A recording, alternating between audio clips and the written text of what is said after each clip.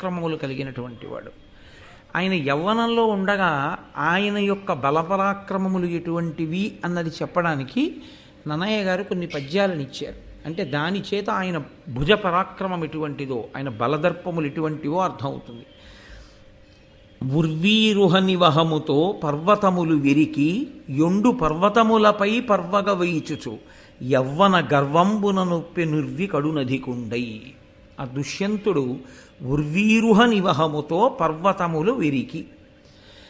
ఆయన ఎంత పరాక్రమవంతుడంటే ఒక పర్వతం దగ్గరికి వెళ్ళి ఆ పర్వతం మీద పెరిగినటువంటి మహావృక్షములతో కూడి ఉన్నటువంటి ఆ కొండని, ఆ పర్వతాన్ని పైకి పెకలించి పైకెత్తి ఈ పర్వతాన్ని వేరొక పర్వతానికి వేసి కొట్టేవాడు. పులులు, సింహాలు, శరభములు, శరభము అంటే సింహం కన్నా గొప్పది కాబట్టి అటువంటి మృగములనన్నిటినీ కూడా అవలీలగా వేటాడి మదపుటేనుగుల మీద తిరుగుతుండేవాడు. అంతటి మహాబలపరాక్రమ సంపన్నుడైనటువంటి దుష్యంతుడు ఒకనాడు వేటకి వెళ్ళాడు. ఈ వేటకి వెళ్ళడం అనేటటువంటిది ఎందుకు పెడతారు అంటే దానికి ఒక కారణం ఉంటుంది. ఏదో సరదాగా వెళ్ళడం కాదు. క్రూరమృగముల సంఖ్య పెరిగిపోయి జనపదాల్లోకి ప్రవేశించి పౌరులను ఇబ్బంది పెట్టకుండా ఉండడం కోసం, వాటి సంఖ్యని నియంత్రించడం కోసం రాజులు వెళ్ళి క్రూరమృగాల్ని వేటాడుతూ ఉంటారు. అందుకే వేట కూడా ఒక ధర్మం, వేట కూడా కొన్ని నియమాలతో ఉంటుంది. వేట వ్యసనము కాకూడదు. వేట వ్యసనమైతే దెబ్బతింటాడు మళ్ళీ. కాబట్టి అటువంటి దుష్యంతుడు వేటాడుతున్నాడు. ఆయన గొప్పతనం చెప్తూ ఆ దుష్యంతుడు అనంత సత్వుడు, సమస్తాశాంత మాతంగ మర్యాదాలంకృతమైన భూవలయమాత్మాయత్తమయ్యుండగా ఆదిత్యాంశు సమీర దుర్గమ మహోగ్రారణ్య దేవాళితో ఆదిక్షత్ర చరిత్రనేల అజితుండై బాహువీర్యంబునన్ అంటారు నన్నయ్య గారు. ఆ దుష్యంతుడు అనంత సత్వుడు. ఆయన ఎంతటి భూమండలాన్ని పరిపాలించాడు అంటే ఆయన రాజ్యానికి ఎల్లలేవి అని అడిగారు. ఆయన రాజ్యానికి ఎల్లలు దిశాగజములు అంటాం. రామాయణంలో సగర చక్రవర్తి యొక్క ఆఖ్యానంలో వస్తుంది అది. ఈ భూమండలాన్ని అన్ని దిక్కులా ఒక్కొక్క ఏనుగు మోస్తూ ఉంటుంది, 4 దిక్కులలోనూ కూడా. 4 దిక్కులలోనూ దిశాగజములు మోసేటటువంటి చివర్లు ఎక్కడ వరకు ఉన్నాయో అంత పర్యంతము ఆయన ఆధీనములో ఉండేది. అంటే ఆయన పరిపాలించని ప్రాంతము వేరొకటి లేదు. సమస్త భూమండలము ఆయన అధీనమునందు ఉండేది. అంతటి మహాపరాక్రమవంతుడై అంతటి మహారాజైనటువంటి వాడు ఎటువంటి అరణ్యములలోకి వెళ్ళి వేటాడేవాడు అంటే ఆయన ఆదిత్యాంశు సమీర దుర్గమ మహోగ్రారణ్య దేవాళితో. అవి సామాన్యమైన అరణ్యాలు కావు. వాటిలోకి సూర్యకిరణములు పడవు. ఎందుకని అంటే అంత దట్టంగా అలుముకుపోయి ఉంటాయి. అలాగే గాలి కూడా చొరబడడానికి అవకాశం ఉండదు, అంతగా పొదలు పెరిగిపోయి ఉంటాయి. అటువంటి దుర్గమమైన అరణ్యములలోకి వెళ్ళి ఆయన వేటాడుతుండేవాడు. అటువంటి దుష్యంతుడు ఇంకింతకన్నా చెప్పక్కర్లేదు. దుష్యంతుని యొక్క బలపరాక్రమములకు ఈ 2 పద్యములు సాధికారిక నిదర్శనములు. కాబట్టి అటువంటి వాడు ఒకానొకప్పుడు తీవ్రమైన వేగంతో వేటాడుతున్నాడు. ప్రభువుకున్నటువంటి వేగం, ప్రభువుకున్నటువంటి ఆ వెళ్ళగలిగిన శక్తి అందరికీ ఉంటుందా? వెనకాతలు ఉన్న వాళ్ళకి ఉండదు. ఒక యుద్ధ భూమిలో యుద్ధం చేయడం వేరు, ఒక దుర్గమమైనటువంటి అరణ్యంలో ప్రభువు గుర్రం మీద వెళ్ళిపోతుంటే ఆయన్ని అనుగమించి వెళ్ళగలగడం వేరు. ఎందుకంటే మీద పడేటటువంటి జంతువుని చంపుకుంటూ ముందుకు వెళ్ళిపోతాడంతే. అది అందరికీ సాధ్యం కాదు, వెనక నిలబడిపోతారు మిగిలిన వాళ్ళు. కాబట్టి రాజు అలా వేటాడుతూ కొంతమంది మంత్రులను మాత్రమే దగ్గరుంచుకొని ఒక పర్వతం దగ్గరికి వెళ్ళాడు. అక్కడి నుంచి చూస్తే ఒక అద్భుతమైనటువంటి ఆశ్రమం ఒకటి కనపడింది. ఇక్కడే మీరు నన్నయ్య గారి రచనలో ఉన్నటువంటి వైశిష్ట్యాన్ని అర్థం చేసుకోవాలి. అది ఒక ఆశ్రమ ప్రాంతము. ఇప్పుడు వేటాడుతూ వెళ్ళినటువంటి దుష్యంతుడికి అది ఎవరి ఆశ్రమమో, అది ఆశ్రమమా కాదా అన్న విషయము తెలిసి ఉండడం ఒక విషయం, తెలియకుండా ఉండడం ఒక విషయం. ఎందుకంటే అరణ్యంలో వేటాడుతూ వెళ్ళినప్పుడు ఇది ఫలానా వారి ఆశ్రమం అని తెలియాలని ఏం లేదు. ఏదో వేటాడుతూ అలా వెళ్ళిపోయినప్పుడు ఆశ్రమం కనపడచ్చు. కాబట్టి దుష్యంతుడికి తెలుసా తెలియదా, అసలు ఇది కణ్వ మహర్షి యొక్క ఆశ్రమము, నేను ఇక్కడికి వచ్చానన్న విషయం తెలుసా వచ్చినటువంటి దుష్యంతునకు. అది ఒక ప్రశ్న. అయితే ఆ ప్రశ్న అంత అవసరమా అండి అని మీరు నన్ను అడగచ్చు. ఒక కోణంలో అది చాలా చాలా ముఖ్యమైన ప్రశ్న.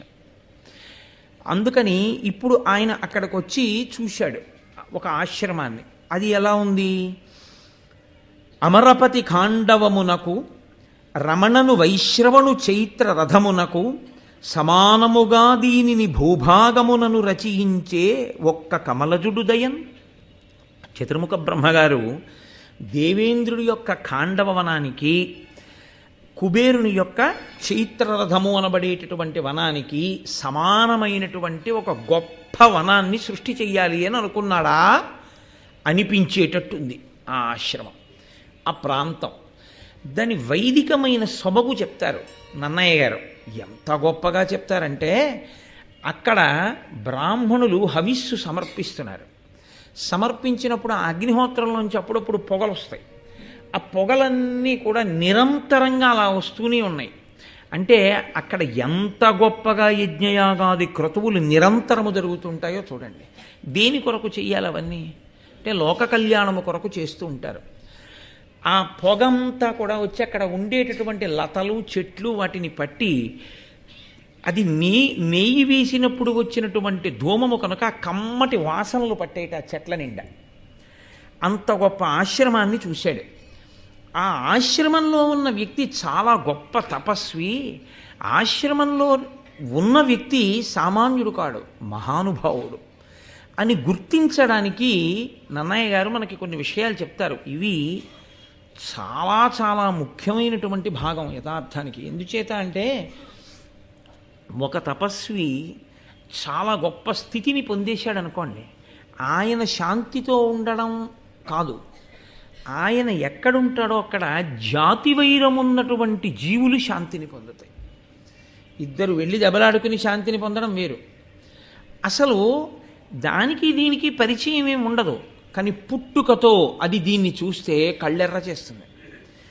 ఇది దాన్ని వేటాడుతుంది, అది దాని నైజం. దానికి ఎవరు పరిచయం చేయరు. దీన్ని నువ్వు వేటాడు అని చెప్పరు. చెప్పకపోయినా పిల్లికి ఎలకతో వైరం పెట్టుకో, నువ్వు ఎలక వెంట పడు, రాత్రుళ్ళు ఎలకని వెతుకు అని ఎవరైనా చెప్పారా? ఎవరు చెప్పరు. పిల్లి ఎలకని తరుగుతుంది అంతే. పిల్లిని కుక్క తరవాలని ఎవరైనా చెప్పారా? చెప్పరు, తరుగుతుంది అంతే. ఒక కుక్కని ఒక డేగ తరుగుతుంది, పైనుంచి వచ్చి కొడుతుంది కుక్కని. ఎవరైనా నేర్పారా?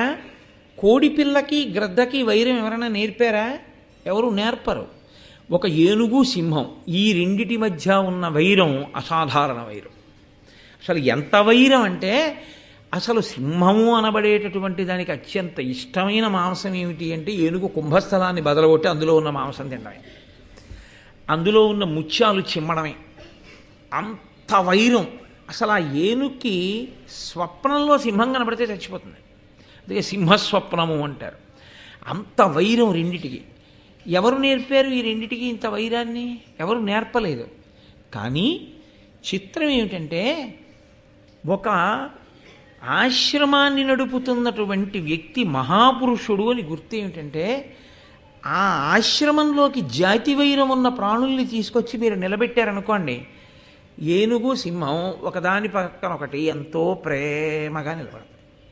ఓ పిల్లి ఎలక కలిసి ఒకే పళ్ళెంలో ఏదో గింజలు కాయలు కాసిన పాలు కలిపినటువంటి అన్నము పడేస్తే ఆ పాలన్నాన్ని పిల్లి తింటుంటుంది, ఆ గింజలనేమో ఎలక తింటుంటుంది. ఎలకని పిల్లి తింటూ, పిల్లిని చూసి ఎలక భయపడదు. అంటే సహజ వైరం ఏది ఉందో ఆ సహజ వైరమును మరిచిపోతాయి. దేనివల్ల మరిచిపోతాయి? అంటే వైరమును మరిచిపోగలిగినంత సుహృద్భావం పెరుగుతుంది. ఈ సుహృద్భావం కలగడానికి కారణం ఏమిటి? ఆ ఆశ్రమంలో తపస్సు చేసేటటువంటి వ్యక్తి యొక్క మనస్సు పొందినటువంటి అత్యద్భుతమైన స్థితి వలన కలిగిన ప్రకంపనలు ఆ ప్రాంతాన్నంతటినీ కూడా కప్పుతాయి. సింహాలు వాటి నడుము సన్నంగా ఉండి ఇలా పొడగ్గా అడ్డంగా కదా వెన్నుపా ఉంటుంది. అవేం చేస్తాయంటేట, ఈ ఏనుగుల యొక్క తొండముల నీడలు ఎలా పడ్డాయో ఆ నీడల్లోకి వచ్చి ఆ సింహాలు ఆ చల్లతనంలో నించుంటాయట. ఎత్తుగా ఉంటుంది కదా, దాని నీడ చల్లగా ఉంటుంది. ఇక సూర్యకిరణములు పడవ మీదకి, అందుకని అక్కడికొచ్చి సింహాలు విశ్రాంతి తీసుకుంటాయట ఏనుగు నీడలో.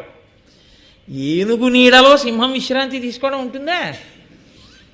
ఏనుక్కి ఈ శాంతి ఎక్కడిది? శుకముల వలన.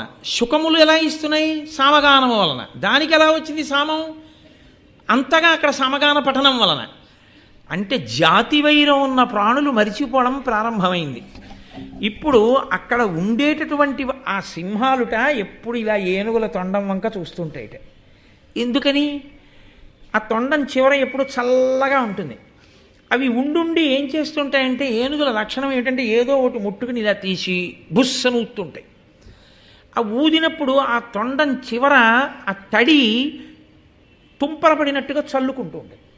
మంచి శీతాకాలం ఉందనుకోండి, మంచి వేసవి కాలంలో పనున్నా లేకపోయినా cool drinking water do not waste అని బోర్డు ఉన్నా సరే ఈయన ఏం చేస్తారంటే గబగబా కళ్ళజోడు తీసి పక్కన పెట్టేసి కాస్త రుమాలు దాని కింద పెట్టి ఇలా తడుపుకుని ఇలా ఇలా అమ్మయ్య అంటాడు. చల్లటి తుంపర్లు తగిలితే హాయిగా ఉంటుంది. ఇప్పుడు ఈ సింహాలుట ఇలా పక్కన నిలబడి అలా చూస్తాయట ఏనుగు తొండాల వంక. ఎందుకని? అవి ఎప్పుడో అప్పుడు కదిలి బుస్ అని ఆ తొండంలో ఉన్న నీటిని చిమ్మితే అవి చిన్న తుంపర పడినట్టుగా మీద పడితే సింహాలు మురిసిపోతాయి. కనపడితే ఏనుగు యొక్క తొండాన్ని పట్టుకుని పైకెక్కి కుంభస్థలాన్ని బదలగొట్టే సింహం దాని తొండంతో కాసి నీళ్లు చల్లితే బాగుండు, చల్లగా ఉంటుందని అక్కడి నుంచి ఉంటుంది.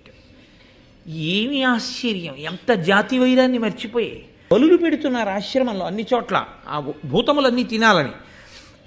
దాన్ని ఎవరు తింటున్నారట? ఎలుకలు పిల్లులు కలిసి తింటున్నాయి ఆ అన్నాన్ని. అన్నం తినడానికి ఎలకొస్తే పిల్లి ఇంకా అన్నం తింది ఎలకని తింటుంది. కానీ అక్కడేమిటంటే ఎలక పిల్లి కలిసి అన్నమే తింటున్నాయి. అంటే వాటి మధ్య వైరం లేదు. పైన చెప్పిన ప్రాణులు ఒకలా శాంతి పొందితే ఇక్కడ ప్రాణులు ఒకలా శాంతి పొందుతున్నాయి. ఆ దుష్యంతుడు చూసి అనుకున్నట్ట, అబ్బా ఏమి చోద్యమయ్యా, ఏమి ఆశ్రమమయ్యా, ఈ పరిస్థితిని బట్టి ఇందులో ఉన్నటువంటి వ్యక్తి, ఈ ఆశ్రమాన్ని నిర్వహిస్తున్నవాడు ఎంతటి తపశ్శాలియో నాకు అర్థమవుతోంది అనుకున్నాడు. ఇందులో ఎవరో ఏమైనా చెప్పారా? దుష్యంతుడు ఫలానా వారి ఆశ్రమాన్ని చూస్తున్నాడు అని చెప్పారా? చెప్పలేదు. పోనీ దుష్యంతుడికి తెలుసని చెప్పారా? అది చెప్పలేదు. కాబట్టి ఇప్పటికీ దుష్యంతుడికి అది కణ్వాశ్రమం అని తెలుసా? మీకు నాకు తెలియదనే అనాలి కదండి. ఆ తర్వాత ఇప్పుడు ఆయన తన చుట్టూ కొద్ది మంది మంత్రులు మాత్రమే ఉన్నారు. వాళ్ళతో ఆయన అన్నాడు అది కణ్వాశ్రమము అన్నాడు. అంటే ఆయనకి తెలుసా? తెలుసు. అది కణ్వాశ్రమం అన్న విషయం దుష్యంతునికి తెలుసు. ఆశ్రమం ఎవరిదో ఆయనకి తెలియకపోలేదు. కణ్వుడు ఎటువంటి వాడో కూడా ఆయనకి తెలుసు. ఎందుకంటే శకుంతలతో మాట్లాడుతూ బయటపడ్డాడు. కాబట్టి ఇప్పుడు అన్నాడు, అంతటి మహాత్ముడి దర్శనానికి నమస్కారానికి వెళ్ళే ముందు నా వెంట ఏ విధమైన రాజలాంఛనములు ఉండకూడదు. మహాత్ముల దర్శనానికి వెళ్ళినప్పుడు ఆయన గురువు అంటే మనం లఘువు, ఆయనకన్నా మనం తక్కువ వాళ్ళం. కాబట్టి మనం మర్యాదతో వెళ్ళాలి. ఇంతమంది మంత్రులతో కలిసి నేను వెళ్ళకూడదు. కాబట్టి నేను ఒక్కడనే వెళ్ళి కణువునకు నమస్కరించి ఆశీర్వచనాన్ని పొంది వస్తాను. అంటే ఇప్పుడు ఏమర్థం అవుతోంది మనకి? ఒక మహాత్ములు ఉన్నటువంటి, మహాత్ములు తపస్సు చేసినటువంటి, మహాత్ములు కొంతకాలం ఉన్నటువంటి ప్రాంగణాలు ఒక ఊరిలో ఉంటే నీకు దేవాలయ దర్శనం ఎంత గొప్పదో అంతకన్నా గొప్పది యథార్థానికి ఆ మహాత్ములు తపస్సు చేసిన ప్రదేశాన్ని దర్శనం చేయడం. అందుకు కాదు మనం కంచి వెడితే పరమాచార్య తపస్సు చేసిన ప్రదేశాలు చూసొచ్చాం. తపోభూమే. ఆ శక్తి, ఆ వ్యక్తి వెళ్ళిపోవచ్చు శరీరం. ఆ తపస్సుకి సంబంధించినటువంటి ప్రకంపనలు, ప్రభావం ఉండిపోతాయి. అలాగా ఒక్కొక్క వ్యక్తి యొక్క తపప్రభావం యుగం మారిపోయినా ఉండిపోతుంది. ఋష్యశృంగుడి తపోప్రభావం త్రేతాయుగం, ద్వాపరయుగం దాటి కలియుగంలో కూడా ఉంది. శంకరాచార్యులు వారు వెళుతున్నప్పుడు కనిపెట్టారు. నేను మీతో తరచు మనవి చేసి చెప్తుంటాను ఆ విషయం. అందుకేగా శృంగగిరి పీఠం వచ్చింది అక్కడ. కాబట్టి ఆ తపోభూములను చూడాలి, అక్కడికి వెళ్ళాలి. అటువంటి మహాత్ములు ఉన్నారు అన్నప్పుడు వాళ్ళ ఆశీర్వచనం పొంది రావాలి. కాబట్టి ఆయన అన్నాడు, మీరు ఇక్కడ ఉండండి, మీరు ఇంతమందితో మీరు ఉండండి, నేను వెళ్ళి కణ్వుడికి నమస్కరించి వస్తాను. కాబట్టి అది కణ్వాశ్రమము అన్న విషయం మాత్రం దుష్యంతుడికి తెలుసు. ఇప్పుడు ఆయన ఆశ్రమంలో కణువుని కోసమని చూస్తున్నాడు. ఆశ్రమ ప్రాంగణం అంటేనండి చెట్లు పూల మొక్కలు అవి ఎక్కువ ఉండొచ్చు, కానీ కుటీరం ప్రధానంగా ఎవరిది ఉంటుంది? ఆయనది ఉంటుంది. ఎవరైనా కొద్దిమంది శిష్యులు ఉంటారు, అదే కానీ కొన్ని వేల మంది ఉండేటటువంటి ప్రాంగణం ఏం కాదు అది. ఏదో కొద్దిమంది శిష్యులు ఉంటే ఉండొచ్చు. నిర్మానుష్యంగా ఉంది, ఎవరు లేరు. కాబట్టి కణ్వుడేరి అని వెతుకుతూ ఆయన వెడుతున్నాడు. ఆయనకి అకస్మాత్తుగా ఒక అందమైన ఆడపిల్ల కనపడింది. చాలు, ఆ ఒక్క మాట చాలు. ఇంకంతకన్నా దానికి పెద్ద ఆ వర్ణనలు అనేటటువంటి ఆవిడ అందమైనది అని తెలుసుకోవడానికి. అందమైన శకుంతల అని నేను ఆ మాట అంటే చాలు, దానికి పెద్ద అంగాంగ వర్ణనం ఏం చేసి చెప్పక్కర్లేదు. కాబట్టి ఆ శకుంతలని చూశాడు ఆయన. చూసి ఆమె ఎవరో మాత్రం దుష్యంతునికి తెలియదు. కాబట్టి కణ్వుని ఆశ్రమం అని తెలుసు, కణ్వుని దర్శనానికి వెళుతున్నాడు. అక్కడ అకస్మాత్తుగా ఒక అందమైన ఆడపిల్ల కనపడుతుందని ఆయన అనుకోలేదు. ఇప్పుడు కనపడింది, కానీ ఆయన పరాకు ఆయనది. ఎందుకని? అది మున్యాశ్రమం. అటువంటి చోట ఒక ఆడపిల్ల కనపడింది అంటే తాను రాజ్యమేలే ప్రభు. చాలా ఎంత తక్కువ వీలైతే అంత తక్కువే మాట్లాడాలి, ఎంతవరకు మాట్లాడాలో అంతవరకే మాట్లాడాలి, వెంటనే వెళ్ళిపోవాలి సాధ్యమైనంత తొందరగా. తప్ప ఎక్కువసేపు అక్కడ ఆడపిల్లతో మాట్లాడుతూ కూర్చోవడం రాజుగా రాజ్యాన్ని ఏలే వ్యక్తికి ఉండవలసిన ప్రవర్తన కాదు. కాబట్టి ఆయన అడిగాడు, కణ్వుడు ఉన్నారా? వారి యొక్క దర్శనానికి వచ్చాను. క్రచ్చరవేట వచ్చి ఇట కణ్వ మహాముని చూచిపోవగా వచ్చితి ఎందుబోయురకో వారినినన్ విని ఆ లతాంగి వారిచ్చట నుండి ఈ క్షణమ ఏగిరి కానకు పండ్లు తేర మీ వచ్చుటెరింగిరే నిజన వెల్లభ వరును ఒత్తురింతకున్. ఇదే నేను మీతో మనవి చేసింది. శకుంతల 3 రకాలుగా కనపడుతుంది ఈ ప్రత్యేకించి ఆఖ్యానమనందు అని.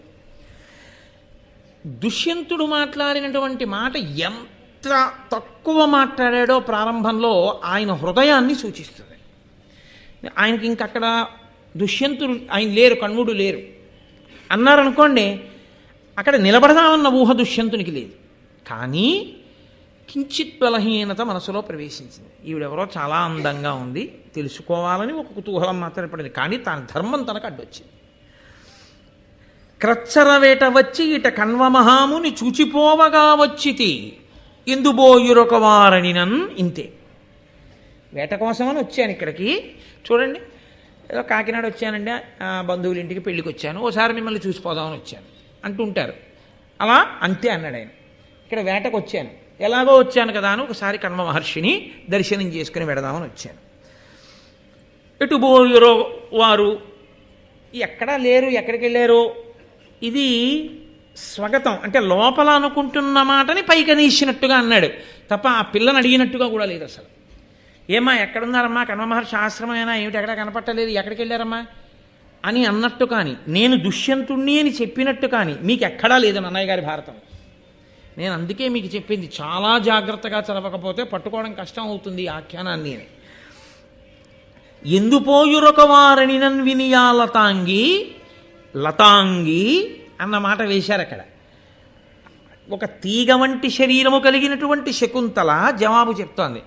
ఇప్పుడు 2 రకాలుగా జవాబు చెప్పచ్చు. లేరు, ఎప్పుడు వస్తారో తెలియదు, అంటే మీరు ఇక్కడ ఉండక్కర్లేదు. ఆవిడ కూడా ఆయన అక్కడ ఉండడాన్ని ఇష్టపట్టలేరు, పరపురుషుడు ఇక్కడ ఎందుకు అన్నట్లుగా ఉందని. 2, ఆయన ఉండేటట్టుగా కూడా మాట్లాడచ్చు. ఎప్పుడు ఈయనెవరో ఆవిడికి తెలిసి ఉంటే, ఒకవేళ ఆవిడికి ఈయన్ని ఇంకొంచెం సేపు అక్కడ ఉంచుదామన్న ఆలోచన ఏమైనా ఉంటే, ఓ అరణ్యానికి వేటకొచ్చారా, వేటకొచ్చానన్నాడు కానీ నేను దుష్యంతుణ్ణి దేశమేలే రాజునని చెప్పలేదుగా ఆయన. అయినా ఈవిడికి తెలిసి ఉండి ఉండాలి. ఎందుకని తెలిసి ఉండాలి? ప్రభువు యొక్క గుణములను విని, ఇంత అందగాడు, ఇంకా బ్రహ్మచారి, పెళ్ళవలేదు, ఇటువంటి వాడికి నేను భార్యనైతే బాగుండు అన్న ఆలోచన ఏర్పడి ఉండొచ్చు శకుంతలకి. అలా ఎందుకు ఏర్పడుతుందని మీరు అనుకుంటున్నారు? కోటేశ్వరారు అంటారేమో. ఆమె రాజర్షి కూతురు, విశ్వామిత్రుడి కూతురు. కాబట్టి ఒక క్షత్రియుడికి ఇల్లాలను అవుదామని ఎందుకు అనుకోదు? అప్పటికి బ్రహ్మర్షి కాడు విశ్వామిత్రుడు, మేనకా సంగమ సమయానికి. కాబట్టి ఆమె దుష్యంతునికి భార్యనవుదాం అనుకుని ఉండట్టు. ఆ కోరిక ఎందుకు పుట్టాలి అంటే పరదేవతానుగ్రహం కావాలి కాబట్టి ఆవిడ భరతుడికి తల్లి అవ్వడానికి, దుష్యంతుడికి భార్య అవ్వడానికే శకుంతల పుట్టింది అసలు. కాబట్టి ఆ ఆలోచన ఎందుకు రాదు? వచ్చి తీరుతుంది. కాబట్టి ఇప్పుడు దుష్యంతుడు వెళ్ళిపోయాడు అనుకోండి, ఇక మళ్ళీ దుష్యంతుడు ఎప్పుడు వస్తాడో తెలియదు. కాబట్టి ఇప్పుడు ఆవిడ నోట్లోంచి వచ్చే మాట ఏదై ఉండాలి, కాసేపు ఆయన నిలబెట్టేదే అయి ఉండాలి. ఆయన నిలబడితే కదా తర్వాత కథ నడవడం. కాబట్టి ఆవిడేమంది, లేరు ఎప్పుడు వస్తారో తెలియదు అనలేదు. ఆవిడ ఏమందో తెలుసా అండి, ఆ లతాంగి వారిచ్చట నుండి ఈ క్షణమయేగిరి కానకు పండ్లు తేరా మీ వచ్చుటెరింగిరేని జనవల్లభ వరును ఒత్తురింతకున్. జనవల్లభ అంది అంటే మహారాజా అంది తెలుసుకుంది. అంటే ఈయన దుష్యంతుడు అని ఎవరికి తెలిసింది? శకుంతలకి తెలిసింది. ఈమె శకుంతల ఎవరికి తెలియదు? దుష్యంతుడికి తెలియదు. కానీ ఏం తెలుసు? ఈ పిల్ల చాలా అందంగా ఉందని మాత్రం ఆయన మనసులో తెలిసింది, అంతే. ఇది నన్నయ్య గారు పైకి చెప్పకుండా దాచి మాట్లాడేటటువంటి అద్భుతమైన కవితారీతి. ఇది మీరు బాగా ధ్యానంతో పద్యాల్ని చదివితేనే ఆంతరముగా మీకు నాటకీయ సన్నివేశం మీ కన్నుల ముందు గోచరిస్తుంది.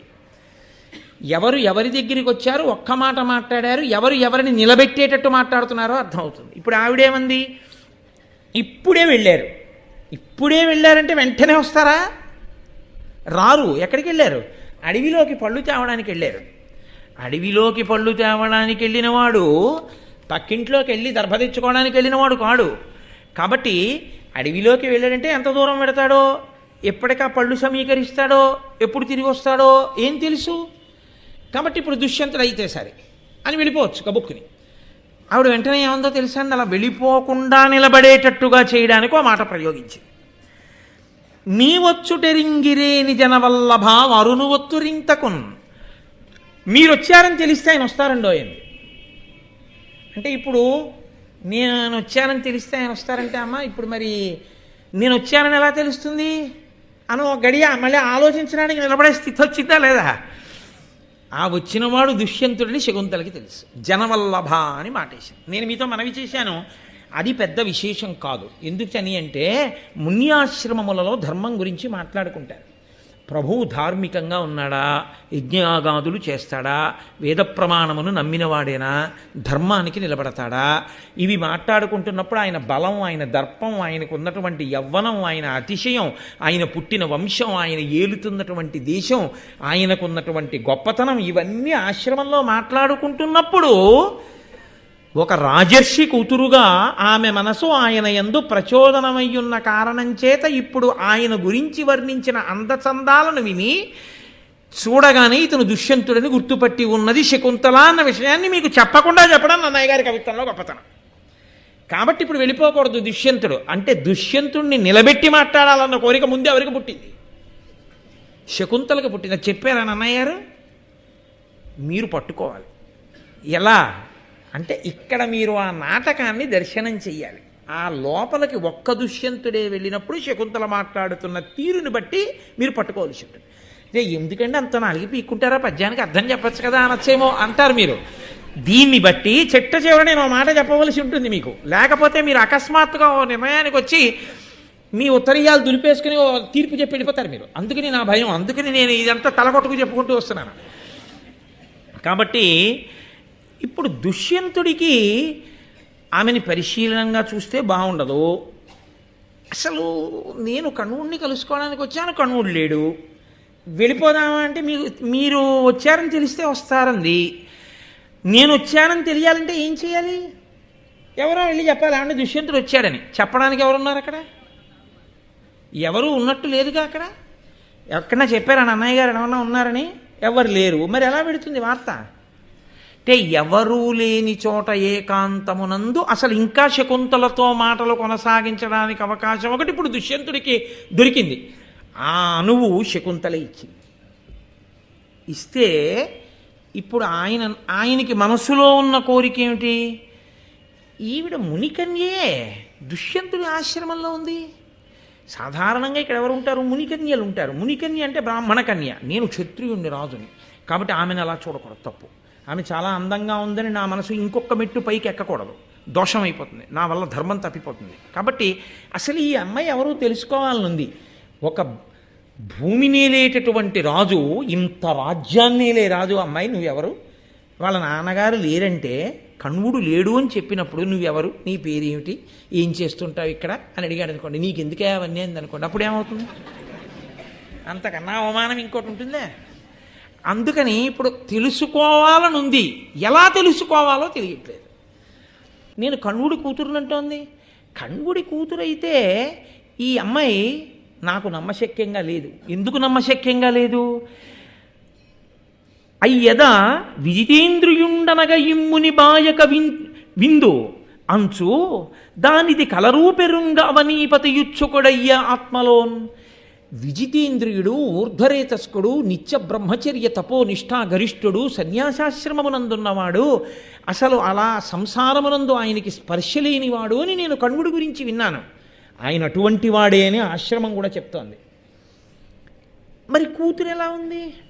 మా నాన్నగారు అంటుంది ఏమిటి? సరే, ఎలాగో చిన్న అవకాశం ఒకటి ఇచ్చింది కదా, మీరు వచ్చారంటే ఆయన వస్తారందిగా. ఈ లోపల మీరు వచ్చారంటే ఆయన వస్తారంటే ఆయన వచ్చేదాకా నేను ఏదో మాట్లాడుతూ ఉండొచ్చు, ఎలా తెలుస్తుందన్నమాట పక్కన పెట్టి ఇంకో 2 ప్రశ్నలు వేస్తే వచ్చిన నష్టం ఏమిటి? ఒక్కడుగు ముందుకేయగలిగాడు. ఆయన అన్నాడు, ఉత్తమాశ్రమ శిష్టితుడు ఊర్ధ్వరేతుడైన కణ్వ మహాముని అనఘచరితుండు. అట్టి మునికి ఎట్లు కూతురైతివి, దీనిని నాకు ఎరుంగక చెప్పుము నలిన నేత్ర. ఊర్ధ్వరేతస్కుడు, నిత్యబ్రహ్మచారి అయినటువంటి మహానుభావుడు కణ్వుడు. ఆయనకి నువ్వు కూతురు ఎలా అయ్యావు?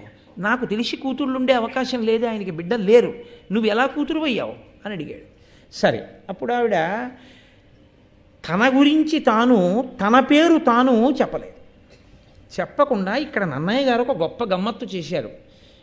ఈ ప్రశ్న ఇంతకుముందు ఇంకొక ముని కూడా అడిగాడు. ఇక్కడికి వచ్చి ఎవరో మునులు అలా వెళ్ళిపోతూ ఆశ్రమానికి వస్తారు కదండి, వచ్చి నాన్నగారండి నాన్నగారండి అని నేను పిలుస్తుంటే, అదేమిటి కణ్వ మహర్షి మీకు సంతానమా, మీకు కూతురుందా అని అడిగాడు. అడిగితే మా నాన్నగారు కణ్వ మహర్షి ఆ మునికి నా జనన కథ చెప్తుంటే నేను విన్నాను. అది మా నాన్నగారు ఏ మాటలలో చెప్పారో ఆ మాటలలో నేను మీకు చెప్తాను వినమని విశ్వామిత్రుడు మహానుభావుడు రాజర్షి అయి బ్రహ్మర్షిత్వాన్ని పొందడం కోసం తపస్సు చేస్తుండగా దేవేంద్రుడు మేనకని ఆయన యొక్క తపస్సుని భంగపరచడానికి వెళ్ళమని కోరాడు. ఆవిడంది, ఆయన పేరు చెప్తే ధరణీ చక్రమే గడగడలాడిపోతుంది, కులపర్వతాలు ఉనికిపోతాయి, సముద్రం ఇసుక కనేపడేటట్టు ఇంకిపోతుంది ఆయన కోపానికి. ఆయన ముందుకెళ్ళి నేను నిలబడనా అబలనంది. నీకేం పర్వాలేదు, ఆ భయం వెళ్ళమన్నాడు. సరే, మేనక వచ్చింది, నిలబడింది. అది వసంత ఋతువు. ఆయన ఆవిడ యందు అనురక్తుడయ్యాడు విశ్వామిత్రుడు. అంతవరకు చాలు, ఫలితమేదో అని చెప్పుకుంటే చాలు, మిగిలిన వర్ణాల గురించి పెద్ద విశేషం ఏముండదు. కాబట్టి అది సాహిత్య దృష్టితో చూడవలసినటువంటి విషయాలంతే. కాబట్టి ఆయన అనురక్తుడయ్యాడు ఆమె యందు. ఇద్దరూ చాలా కాలం సంతోషంగా అక్కడ కాలం గడిపారు. కాలం గడిపినటువంటి కారణం చేత మేనకకి కుమార్తె పుట్టింది. మేనక విశ్వామిత్రులకు పుట్టింది. ఇప్పుడు ఆ పిల్లని విడిచిపెట్టి మాలిని అనబడేటటువంటి నదీ తీరంలో ఆ పిల్లని పడుకోబెట్టేసి మేనక వెళ్ళిపోయింది. ఎవరి ధర్మం వాళ్ళది, వాళ్ళ అప్సరసలు, వాళ్ళకి భవబంధాలు ఏమి ఉండవు. ఆవిడ వెళ్ళిపోయింది. విశ్వామిత్రుడు తపస్సు చేసుకోవడానికి ఆయన వెళ్ళిపోతున్నాడు. నిర్దయగా చంటి పిల్లని ఎలా విడిచిపెట్టి పెడతాడు? తన తపస్సు యొక్క ప్రభావమును ఆ పిల్లకి కాపుగా ఉంచి వెళ్ళిపోయాడు. అలా ఉంచి వెళ్ళిన కారణం చేత ఏమైందంటే ఆ ప్రభావము అక్కడ ఉండేటటువంటి పక్షుల యందు ప్రవేశించింది. ఇప్పుడు ఆ పక్షులకి ఈ పిల్ల యందు మాతృప్రేమ ఏర్పడింది. ఆ పిల్లని కాపాడాలి అని. ఆ పిల్ల ఆకుల దొప్పలలో పడుకునుంది నదీ తీరంలో. చెలగిలేవనేచ్చు చిరుతక దాని వ్యాధ ఘోర మృగములు అశనబుద్ధి పట్టకుండా చెట్టుపల కప్పి రక్షించుకొని శకుంత తతులు కుడియుండే. అక్కడ క్రవ్యాధ ఘోర మృగములు అశనబుద్ధి పట్టకుండా, ఘోరమైన మృగాలు వస్తాయి అరణ్యంలో, రాక్షసులు తిరుగుతూ ఉంటారు. ఇవి కాకుండా నిషాదులైనటువంటి వాళ్ళు తిరుగుతూ ఉంటారు. ఎవరైనా పిల్లకి హాని చేయకుండా, క్రూరమృగములు తినేయకుండా ఎవరైనా టెడుతున్నారు అనేటప్పటికీ ఈ పక్షులన్నీ వచ్చి తమ యొక్క రెక్కలను ఆ పిల్ల మీద కప్పేసి అక్కడ పిల్లుంది అని తెలియకుండా కాపాడుతుండేవి. అలా పిల్లని కాపాడుతూ ఉండడంలో ఆ పిల్ల ఎవరైనా వస్తే చాలా రెక్కలు కప్పేవి. వాటి పిల్లలకి ఎలా తెచ్చి ఆహారం పెడతాయో అలా ఆహారం తెచ్చి నోట్లో పెడుతుండేవి. ఈ పిల్ల అలా పెరిగి పెద్దదవుతోంది. శకుంతలములు అంటే పక్షులు. వాటి యొక్క చెట్టుపల కప్పి రక్షించు రెక్కల చేత రక్షింపబడింది కాబట్టి, శకుంతలముల చేత రక్షింపబడింది కాబట్టి ఆ పిల్లకి శకుంతల అని పేరు వచ్చింది. పుట్టి తల్లిదండ్రుల చేత రక్షింపబడింది కాదు, పక్షుల రెక్కల చేత రక్షింపబడింది కాబట్టి శకుంతల. ఇప్పుడు ఒకనాడు కణ్వ మహర్షి అలా వెడుతున్నాడు. కణ్వ మహర్షి అంటే సమస్త భూతములకు తెలిసి ఆయన గొప్పతనం ఏమిటో, కాబట్టి కదా అంత ప్రశాంతంగా ఉన్నాయి. ఈయన వస్తున్నప్పుడు మనం కప్పి దాచడం ఎందుకు, అపకారం చేసేవాడు కాదు కాబట్టి పక్షులు రెక్కలు ఆచ్ఛాదించలేదు. ఇప్పుడు కణ్వ మహర్షి ఆ పిల్లని చూశారు. ఆయన కరుణామయుడు, అపారమైన భూతదయ కలిగిన వాడంతటా బ్రహ్మమును చూసేవాడు. అయ్యో ఆడపిల్ల పసిగుడ్డు ఇక్కడ ఉండిపోయింది. బహుశా ఒక్కసారి దివ్య దృష్టితో చూసుంటాడు. విశ్వామిత్రుడి తేజస్సు, కారణజన్మురాలు, ఈమెని పరదేవత ఒక ప్రత్యేక కారణానికి పుట్టించి ఉండి ఉంటుంది అని తెలుసుకోలేనంత అమాయకుడు కాడుగా కణ్వుడు. కాబట్టి ఇప్పుడు ఆ పిల్లని ఎత్తుకుని ఆశ్రమానికి తీసుకెళ్ళాడు. ఆ పిల్లని పెంచి పెద్ద చేస్తున్నాడు. పిల్లని పెంచి పెద్ద చేసినటువంటి కారణం చేత ఆ పిల్లకి తెలిసిన్నవాడు ఆయన ఒక్కడే. అందుకని ఆ పిల్ల ఆయన్ని నాన్నగారండి నాన్నగారండి నాన్నగారండి అంటుండేది. ఆయన కూడా కూతుర్ని పెంచి పెద్ద చేసినట్టే పరమ ప్రేమతో ఆ పిల్లని పెంచి పెద్ద చేశాడు. అదయ్యా నా కథ. అందుకని నేను విశ్వామిత్రుని యొక్క కూతుర్ని, రాజర్షి విశ్వామిత్రుడి కూతుర్ని. బ్రహ్మర్షి విశ్వామిత్రుడు కాడప్పటికి. బ్రహ్మర్షి విశ్వామిత్రుడైతే ఇహ కూతుళ్ళు కొడుకులు అవకాశాలు ఏమి ఉండవు. కాబట్టి రాజర్షి విశ్వామిత్రుడు కొడుకునంటే క్షత్రియ సంబంధం ఉంది అప్పటికి, ఇంకా బ్రాహ్మణ్యమును పొందినవాడు కాడు. కాబట్టి నేను నీకు ఇల్లాలినవడానికి తగిన దాననే అన్న మాటని దుష్యంతుడికి ఉప్పందించింది ఎవరు? శకుంతలే. తన జనన కథని చెప్తున్న తీరులో ఆయన అడిగేటట్టు ఉత్సుకత కల్పించి, నేను క్షత్రియుల కడుపున పుట్టినదాన్ను సుమా, కాబట్టి నీకు ఇల్లాలిని కావచ్చు అన్నట్టుగా ఉప్పందించింది ఆయనకి. ఇప్పుడు వెంటనే ఆయన అనుకున్నాడు, పరమ సంతోషం, ఇందుకు కదూ నా మనసు లగ్నమైంది. ఈమె బ్రాహ్మణ కన్య కాదు, ఈమె క్షత్రియ కన్య కాబట్టి యోగ్యురాలు, నేను పెళ్లి చేసుకోవచ్చు. ఇప్పుడు ఆయనకి 2 ధైర్యాలు వచ్చాయి. ఒకటి, ఈ పిల్లని పెళ్లి చేసుకోవచ్చు. 2, ఈ పిల్ల కూడా నా యందు అనురక్త, లేకపోతే ఇన్ని విషయాలు నాతో ఎందుకు మాట్లాడుతుంది? మా నాన్నగారు లేరని ఎప్పుడో తలిపేసేసినాం. ఇన్ని మాట్లాడుతోంది అంటే పైగా అర్ఘ్యపాద్యాదులనిచ్చింది, అర్ఘ్యపాద్యాదులిచ్చింది, సేవించింది. మాట మాట్లాడి పంపించవలసినటువంటి చోట ఇన్ని పూజలు అందించవలసిన అవసరమే ఉంది. ఏదో ప్రీతి మనసులో లేకపోతే ఆయన మీద, ఆయన గురించి వినో, ఆయన గురించి గౌరవం మీదో, మొత్తం మీద ప్రీతి ఉంది. అది గౌరవంతోనూ ఉండొచ్చు, వేరొక భావన చేత ఉండొచ్చు. శకుంతలకున్నది మాత్రం ఆ భావనే. ఆయనకి భార్య కావాలని ఆవిడికి కోరిక ఉంది. అది చెప్పారా నన్నయ్య గారి కథలో? చెప్పక్కర్లేదు, చెప్పకుండా చెప్తున్నారు. అదే మహాకవుల యొక్క రచనా వైచిత్ర్యం. మాటలు బట్టి చెప్పట్లా, దేవయాని నిన్న మాటలు మాట్లాడిన తీరుని బట్టి ఆవిడ మనసు మీకు తెలియలా? ఇది అంతే. కాబట్టి ఇప్పుడు దుష్యంతుడు వెంటనే చొరవ తీసుకుని అన్నాడు, ఈ మునిపల్లె నుండుటిది ఏల కరంబనురాగమొప్పగా భామిని, నాకు భార్యవయి భాసురలీల అశేష రాజ్య లక్ష్మీ మహనీయ సౌఖ్యముల మేలుగనందు అనిందితేందు పాదామల తుంగ హర్మ్యముల హారి హిరణ్మయ కుటిమంబులం. ఏమిటి నీకు ఈ పర్ణశాలలు ఏమిటి, అరణ్యం ఏమిటి, ఈ చెట్లు ఏమిటి, యజ్ఞవేదికలు ఏమిటి, ఈ తపస్సు ఏమిటి, ఎందుకు ఇవన్నీ నీకు? ఇవి నీకు యోగ్యం కాదు. నా చెయ్యందుకో పనిగ్రహణం చెయ్యి. నాకు పత్నివై అశేషమైనటువంటి నా రాజ్యాన్ని పరిపాలించేటటువంటి రాజునైన నాకు ఇల్లాలివై మహారాజ్ఞివిక అయి మలినము తగలనటువంటి బంగారముతో నిర్మింపబడినటువంటి గొప్ప గొప్ప మందిరములలో సంతోషంగా కాలం గడుపు అని ఆయనే ఒక ప్రతిపాదన చేశాడు. రాజులకు, క్షత్రియులకు అనేకమైన పద్ధతులు ఉన్నాయి వివాహం చేసుకోవడానికి. నేను నిన్ను గాంధర్వ విధిని వివాహం ఆడతాను, నీకు అభ్యంతరమా అన్నాడు.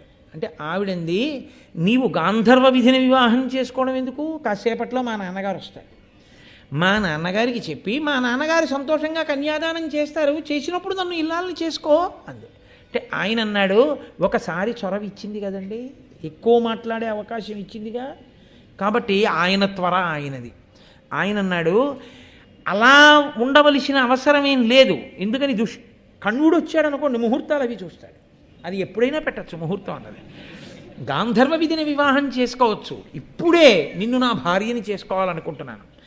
కాబట్టి గాంధర్వ విధి అన్న మాటలో రహస్యం ఏమిటో తెలుసా? దానికి వైదిక ప్రక్రియ ఏమీ ఉండదు. దానికి ఓ ముహూర్త నిర్ణయం చేయడం కానీ, ఓ అగ్నిహోత్రాన్ని వ్రేల్చడం కానీ, దానికి ఒక మంత్రం కానీ, ఓ కల్పం కానీ ఏమీ ఉండవు. ఓ బంధువులు రావడం కానీ, ఓ తల్లిదండ్రులు ఉండడం కానీ, ఓ తెరచాప పట్టుకోవడం కానీ ఏమీ ఉండవు.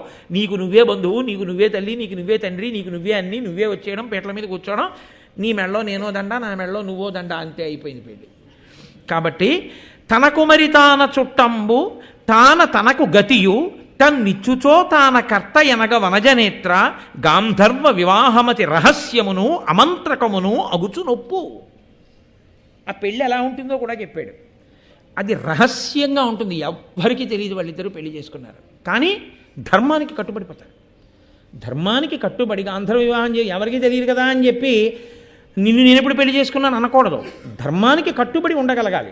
అందుకని క్షత్రియులకి ఇచ్చారు అధికారం, అలా ఉంటారని. కాబట్టి రహస్యంగా చేసుకోవచ్చు, అవైదికం, దానికి మంత్రభాగం ఉండదు. నీకు నువ్వే కన్యాదాత, నువ్వు నా యందు ప్రీతి పొంది నిన్ను నువ్వుగా నాకు సమర్పణం చేసుకుంటావు. తండ్రి నిర్ణయం చేసి నిన్ను నాకు కన్యాదానం చేయడం కాదు, నువ్వే బంధువు, అందుకని ఇంకొకరు ఉండరు, నువ్వే అన్నీ అయి నన్ను చేరుకుంటావు. ఆవిడ ఒక గొప్ప కోరిక ఒకటి కోరింది. అలాగే క్షత్రియులకి ధర్మం అంటున్నావుగా, నేను నీకు పత్నిని కావడానికి గాంధర్వ విధిని వివాహం చేసుకుంటానంటున్నావుగా, అలాగే చేసుకుందాం గాంధర్వ విధిని వివాహం. కానీ నరనుత నీ ప్రసాదమున నాకు దయించిన నందనున్ మహీగురుతర యవ్వరాజ్యమునకుందయతోనభిషిక్తు చేయగా వరము ప్రసన్న బుద్ధి అనవద్యముగా దయచేయు నిమ్మితో నిరుపమ కీర్తి ఇట్లయిన నీకును నాకును సంగమంబవున్. ఇప్పుడు వివాహం అయిపోయిన తరువాత నీ అనుగ్రహం వల్ల నాకు పుట్టేటటువంటి కుమారుడు ఎవరుంటాడో ఆ కుమారుడికి యవ్వరాజ్య పట్టాభిషేకం చేస్తానని నువ్వు నాకు మాట ఇస్తే నేను నిన్ను గాంధర్వ విధిని వివాహం చేసుకుంటాను. తప్పకుండా నువ్వే మహారాజ్ఞివి, నా పత్నివి, కాబట్టి నిన్ను నేను మహారాజ్ఞిగా పత్నిగా స్వీకరించి నీ యందు కలిగినటువంటి కుమారుడికి యవ్వరాజ్య పట్టాభిషేకం చేస్తాను. ఇద్దరూ గాంధర్వ విధిని వివాహం చేసుకున్నారు. ఇద్దరూ కూడా సంతోషంగా దంపతులుగా జీవనమును ప్రారంభం చేశారు అక్కడ. దాని వలన ఆయన అన్నాడు, తిరిగి వెళ్ళిపోతూ ఇంకా కణ్వుడు రాలేదు. ఆయన వెళ్ళిపోతూ అన్నాడు, నేను వెళ్ళి కణ్వ మహర్షికి ఈ విషయం తెలిసి నిన్ను పంపించేటట్టుగా అత్యంత మర్యాదాపురస్సరంగా మంత్రుల్ని పంపిస్తాను. ఆ మంత్రులు వచ్చి కణ్వుడికి నమస్కరించి జరిగిన విషయం చెప్పి నిన్ను తీసుకుని రాజ్యానికి తీసుకొస్తారు. కాబట్టి నీవు ఇక్కడ ఉండు, నేను బయలుదేరుతున్నాను, గౌరవంగా తీసుకెళ్ళడం మర్యాద, అందుకని నేను వెళుతున్నానన్నాడు. వెళ్ళి మంత్రులతో కలిశాడు, తన రాజ్యానికి తాను వెళ్ళిపోయాడు. కొంతసేపటికి కణ్వుడు తిరిగి వచ్చాడు. గడగడలాడిపోయింది శకుంతల. ఆయన తెలుసుకోలేనివి ఏమైనా ఉంటాయా? త్రికాలవేది తెలుసుకోగలడు. తాను చేసిన పనికి తండ్రి ఏమి నింద చేస్తాడో అని బెంగపెట్టుకోడు. ఆ కణ్వుడు వచ్చి అన్నాడు, తెలుసుకున్నానమ్మా, నువ్వు ధర్మం తప్పలేదు, క్షత్రియుణ్ణి వివాహం చేసుకున్నావు, గాంధర్వ విధిని వివాహం అయిన తర్వాత భర్తతో కలిసి సంతోషంగా కాలం గడిపావు, కాబట్టి తల్లి నీ యందు ధర్మమును ఉల్లంఘించినటువంటి దాఖలాలు లేవు, కాబట్టి నిన్ను నేను తప్పు పట్టట్లేదు, నీకు వరం ఇస్తాను, ఏం కావాలో కోరుకో, నేను ఇంట్లో లేకపోయినా ఆశ్రమంలో లేకపోయినా అంత ధర్మమునకు కట్టుబడి ప్రవర్తించావు కనుక నీకు వరం ఇస్తున్నానంటే దీన్ని బట్టి ఏమర్థం అవుతుంది? శకుంతల యందు దోషం లేదు ప్రవర్తనలో, కాబట్టి నువ్వు వరం పుచ్చుకో అని అడిగాడు.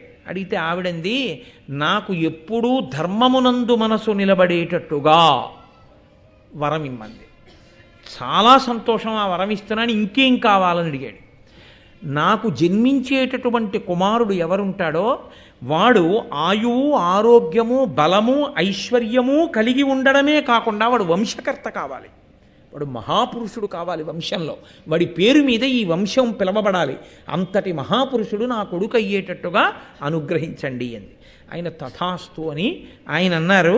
తల్లి, ఇది సాధారణంగా ఆడపిల్లల ఇంట్లో తండ్రులు పిలిచేటటువంటి పిలుపు. ఒరే నాన్న, అమ్మా, సాధారణంగా ఆడపిల్లని పిలిస్తే అమ్మా ఇలా రారా ఒకసారి అంటాం తప్ప అమ్మాయి అనం, అమ్మా అంటాం ఆడపిల్లని. లేకపోతే ఒరే తల్లిగడిలరా అన్నాం.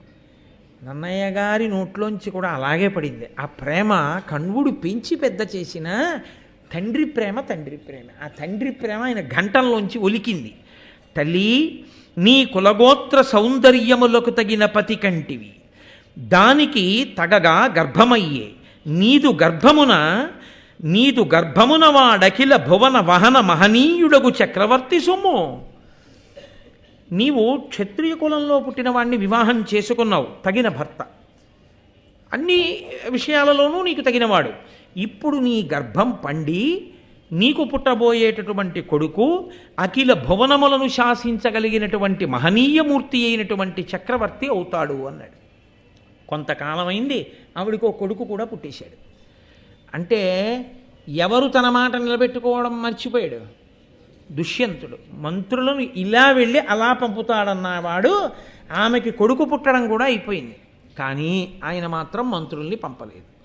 ఆ పిల్లవాడు అమితోగ్రాటవిలోన కృమ్మరు వరాహ వ్యాళ శార్దూల ఖడ్గ మదేబాదుల పట్టి తెచ్చి ఘనుడై కణ్వాశ్రమోపాంత భూజములంతోలిన కట్టుచుం బలిమిమై శాకుంతులుండొప్పే వన్య మధేబంబుల నెక్కుచుం తగిలి నానాశైశవ క్రీడలన్.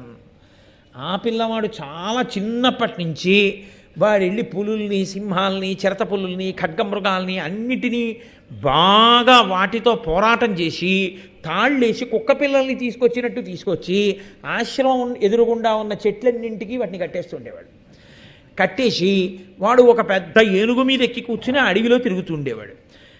ఆయన బలాన్ని చూసి సర్వదమనుడు, అన్నిటినీ కూడా నిగ్రహించగలిగిన వాడు అని పిలిచారు అక్కడ ఉండేటటువంటి వాళ్ళందరూ. ఈ పిల్లవాడికి భరతుడు అని పేరు పెట్టుకుంది శకుంతల. ఈ భరతుడి పేరు మీదే ఆయన యొక్క వైభవం చేతనే భరతవంశము అని పేరు మారింది. ఆ పిల్లవాడు పెరిగి పెద్దవాడైపోతున్నాడు. భర్త దగ్గర నుంచి పిలుపు మాత్రం రాలేదు. ఒకనాడు కణ్వుడు కూతుర్ని చూసి అన్నాడు, ఎట్టి సాత్తులకును పుట్టిన ఇండ్లను పెద్ద కాలమునికి తద్ద తగదు, పతుల కడన యునికి సతులకు ధర్మువు, సతుల కేడుగడయు పతుల చూవే. అమ్మా, ఎంత గొప్ప సాధ్వి అయినా కావచ్చు, ఎంత పతివ్రత అయినా కావచ్చు, చాలా కాలం పెళ్ళైపోయిన తర్వాత పుట్టినింట్లో ఉండకూడదమ్మా, అది ధర్మం. నీవు నీ భర్త దగ్గర ఉండాలి, భార్య భర్త ఇద్దరూ కలిసి ఉండాలి. అంతేకాని చాలా కాలం నా దగ్గరే ఉండకూడదు, ఎక్కడా ఉండకూడదు. కాబట్టమ్మా, నీవు చక్కగా నీ భర్త దగ్గరికి వెళ్ళిపో. ఎందుకో తెలుసా? పెళ్ళి చేసేంత వరకే నేను తండ్రిని. పెళ్ళి చేసిన ఉత్తర క్షణంలో నీ భర్త నీకు ఏడుగడ అవుతాడమ్మా అన్నాడు. ఏడుగడ అంటే 7 కలిసి భర్తగా వస్తాడు. అందుకే భర్త భార్య తరించేటట్టుగా ఆమె చెయ్యి పట్టుకున్నందుకు ఆ కణ్వుడు భర్త వద్దకు వెళ్ళమ్మా, ఏడుగడ భర్త. కాబట్టి చాలా కాలం సాధ్వి పుట్టింటని ఉండకూడదు, బయలుదేరమ్మా అన్నాడు. 2 శిష్యుల్ని ఇచ్చాడు, బయలుదేరింది. ఆ మహానుభావుడు దుష్యంతుని యొక్క అంతఃపురానికి వెళ్ళింది. ఆయన సభ తీర్చి ఉన్నాడు. ఇది చాలా కష్టమైన విషయమే. కొడుకుని వెంట పెట్టుకుని వెళ్ళి నేనే నీ భార్యని అని చెప్పుకోవలసిన పరిస్థితి చాలా అధ్వాన్నంగా ఉంటుంది. సింహాసనంలో కూర్చున్న ప్రభు అయినా చూడగానే నువ్వా చూసావా ఎంత పొరపాటు అయిపోయిందో, ఇన్నాళ్ళు ఊరుకున్నాను, ఆవిడ్ని వెంటనే అంతఃపుర ప్రవేశం చేయించండి అన్నాడు అనుకోండి, ఆ మర్యాద వేరు. అసలు ఆయన మామూలుగా ఇలా చూస్తూ నిలబడ్డాడు అనుకోండి, ఏదో చెప్పుకోవడానికి వచ్చిన వాళ్ళ దగ్గర వినడానికి నిలబడ్డట్టు. అసలు చెప్పుకోవడం కాదు, సగం చచ్చిపోతుంది ఆ స్థితిలో కదండి. కానీ శకుంతల చాలా ధైర్యశాలి. ఆవిడ మాట్లాడగలిగింది అటువంటి దుష్యంతుడి ముందు. ఆవిడ వెళ్ళి ఆ సభలో నిలబడింది. నిలబడితే శకుంతలని చూసి రాజు ఏమిటి చెప్తావు అన్నట్టు చూస్తున్నాడు. ఇలాగా ఏదో కష్టం చెప్పుకోవడానికి వచ్చిన ఆడదాని గురించి వినడానికి సిద్ధపడిన ప్రభువులా ఆమె వంక చూస్తున్నాడు తప్ప ప్రేమగా పలకరించినది ఏదీ లేదు. వెంటనే శకుంతల అనుకుంది, గురునాశ్రమంబునను మున్నరుదుగ పతివలనగనిన అనురాగము ఆదరణము అనుగ్రహంబు కరుణయు సంభ్రమము అప్పుడు గానక ఎడలోన్. ఆశ్రమంలోకి వచ్చినప్పుడు నన్ను చూసినప్పుడు మనసులో కనపడినటువంటి కళ్ళల్లో కనపడినటువంటి అనురాగము కానీ సంభ్రమము కానీ సంతోషము కానీ ఆ ఉత్సాహం కానీ ఈయన కళ్ళల్లో కనపట్టలేదు. ఇదో అసలు నన్ను ఎవరో తెలియని దానిలా ఉన్నాడు అని వెంటనే అనుకుంది. మరచిన తలపింపనగు ఎరుగని నాడెల్లపాట ఎరిగింపనగున్, మరి ఎరిగి ఎరుగనొల్లని కరటిన్ తెలుపంగా కమల గర్భుని వశమే. తెలియని వాడికి చెప్పచ్చు, తెలుసున్నవాడికి గుర్తు చేయొచ్చు. తెలిసి తెలియనట్టున్న వాడికి బ్రహ్మగారు వచ్చి చెప్పినా తెలియనట్టే నటిస్తాడు. ఎందుకంటే నటించాలని నిర్ణయానికి వచ్చేసిన వాడు నాకేం తెలుసండి అంటూనే ఉంటాడు. కాబట్టి ఇప్పుడు తెలిసి తెలియనట్టు నటిస్తున్న ఈ రాజుకి చెప్పడం నాకు కాదు, బ్రహ్మగారికైనా తరమా? కాబట్టి తెలియదు అని అనడానికి సిద్ధపడుతున్నాడనడానికి ఉదాహరణ ఆయన కూర్చుని నన్ను చూస్తున్న తీరే కనిపెట్టింది ఆవిడ. అని వెంటనే రాజు వంక చూసింది. నువ్వు నన్ను పెళ్లి చేసుకున్నావు గుర్తుందా అని అనడానికి ఇప్పుడు ఒకటి అడ్డొస్తోంది. తనని గుర్తుపట్టి మాట్లాడడానికి రాజు సిద్ధంగా లేడని తెలుస్తోంది. మన ఇద్దరం పెళ్లి చేసుకున్నామంటే ఓ పెద్ద నవ్వునవి ఎప్పుడు అన్నాడు అనుకోండి, అందరూ నవ్వుతారు. అప్పుడు ఇంకా అసలు మాట్లాడదామన్న మాట కూడా రాదు. కాబట్టి పెళ్లి గురించి మాట్లాడలేదు, వరం గురించి మాట్లాడేది. అంటే అంత కష్టంలో కూడా నిభాయించుకొని ఎలా మాట్లాడాలన్న విషయంలో వెంటనే ఒక వ్యూహరచన చేసుకోగలిగింది. అంతవరకు శకుంతల మహాసమర్థురాలు. లేకపోతే మామూలుగా ఆడపిల్ల అనుకోండి, బేలైపోయి అదేంటండి నన్ను తెలియనట్టు అలా చూస్తారేంటండి, నేను మీ భార్యని కదండి, నువ్వు నా భార్యవా, నీకు తాళి కట్టానా ఎప్పుడైనా, నువ్వు పెద్ద నవ్వు నవ్వాడనుకోండి, సభలో అందరూ నవ్వారనుకోండి, ఇంకా తర్వాత మాట ఏమొస్తుంది, మన కొడుకు కదండి అన్న మాట అనలేదు అసలు. అందుకే అసలు పెళ్లి ఊసెత్తకుండా తనకి ఆయనకే గుర్తుండేది తాను తనకిచ్చిన వరమే. వరాన్ని జ్ఞాపకం చేసింది. నీ కొడుకుని యవరాజ్య పట్టాభిషేకం చేస్తానని మాట ఇచ్చావు అని అంటూ, జననాథ వేట నిపమున కొనుకొని కణ్వాశ్రమమునకు వచ్చి ముదంబునందు నాకు నీ ఇచ్చిన వరము తలంపవలగి చిత్తములోనన్. వేట కోసమని అరణ్యానికి వచ్చి కణ్వాశ్రమానికి వచ్చి నువ్వు నాకు ఇచ్చినటువంటి వరం, నా కొడుకుని యవరాజ్య పట్టాభిషిక్తుణ్ణి చేస్తాను అని చెప్పి నువ్వు ఇచ్చినటువంటి వరాన్ని జ్ఞాపకం చేసుకో. బాలార్కుతేజుడగు ఈ బాలుడు నీ కొడుకు, వీని బౌరవకుల రత్నాలంకారు ఉదారగుణాలయు యువరాజు చేయుమభిషేకముతోన్. ఈయన పురువంశంలో పుట్టినటువంటి మహానుభావుడు, బాలసూర్యుల్లా వెలుగుతున్నటువంటి వాడు, అఖిలమైనటువంటి గుణములు కలిగినటువంటి వాడు. అటువంటి వాణ్ణి అభిషేకం చేసి యువరాజుగా ప్రకటించు నువ్వు ఇచ్చినటువంటి వరం మేరకి. ఇప్పుడు మిగిలినటువంటి వాళ్ళు తెల్లబోతున్నారు, అదేంటి అలా వరం ఎలా ఇచ్చాడు, ఈ పిల్లాడికి యవరాజ్య పట్టాభిషేకం ఏమిటి, అసలు ఈమె ఎవరు? ప్రజలు నవ్వడం కాదు, వాళ్ళల్లో కూడా ఉత్కంఠ బయలుదేరి. కాబట్టి ప్రతి మాట సభ శ్రద్ధగా వినేటట్టుగా మార్చింది సభని. కాబట్టి ఇప్పుడు అంది, ఈ కొడుకుకి పట్టాభిషేకం చెయ్యి అంటే వెంటనే దుష్యంతుడు అన్నాడు, ఏనురుగ నిన్ను, ఎక్కడి దానవు, మిన్నకయ అనుచితంబులు పలుకంగానేల అరుగు మంబురుహానన ఎందుండి వచ్చి తందులకు వడిన్. ఏ నిరుగ నిన్ను, ఆయన వెంటనే కుండ బదలగొట్టేశాడు. నాకు నువ్వెవరో తెలియదు. ఓ పద్మముఖి, నువ్వు ఎక్కడి నుంచి వచ్చావు, ఎందుకు అనుచితమైన మాటలు మాట్లాడతావు, ఎక్కడి నుంచి వచ్చావో అక్కడికి వెళ్ళిపో అంటే, ఈ మాట అనకుండా చూడాలని ఆవిడ ప్రసంగం మొదలుపెట్టింది. అంటాడేమోనన్న అనుమానంతో అనేసిన తర్వాత హతాశురాలైపోయింది. మనసు కుందిపోయింది, చాలా బాధ పొంది అయినా కూడా ఊంచుకుని మాట్లాడడంలో అంత ధర్మం మాట్లాడింది మహాతల్లి. అందుకు కదండి కారణజన్మురాలై జన్మించింది శకుంతల. ఆవిడ మాట్లాడిన మాటలు ప్రత్యేకించి లోకంలో ఎప్పటికీ సందేశాత్మకములే. సుందరకాండలో సీతమ్మ మాట్లాడినవి కాలంతో సంబంధం లేకుండా ఎలా సందేశమో, శకుంతల మాట్లాడినవి అలాగే సందేశం. ఆవిడంది, ఏల ఎరుకలేని ఇతరుల ఎట్ల నీ వెరుగునను చుబలికె తిరిగి ఎరిగి ఏనకాని దీని ఎరుగరిందురులని తప్పబలు కనగుని ధార్మికులకు. నీకు తెలియదా రాజా వీడెవరో, నీకు తెలియదా నేనెవరో, వీళ్ళెవ్వరికీ తెలియకపోవచ్చు, నీకు తెలుసు నేనెవరో, నాకు తెలుసు నువ్వెవరో, మన ఇద్దరి మధ్య ఉన్న అనుబంధం ఏమిటో తెలుసు. తెలిసి తెలియదనడం ధార్మికుల లక్షణమా? అలా అనొచ్చా? నాకు నువ్వు తెలియవు అని ఒక్క మాట అనేశావు.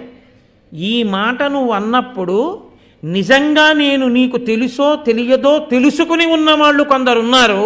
వారు నువ్వు అబద్ధం ఆడుతున్నావని లెక్క కట్టుకుంటున్నారన్న విషయం నువ్వు తెలుసుకోవట్లేదు.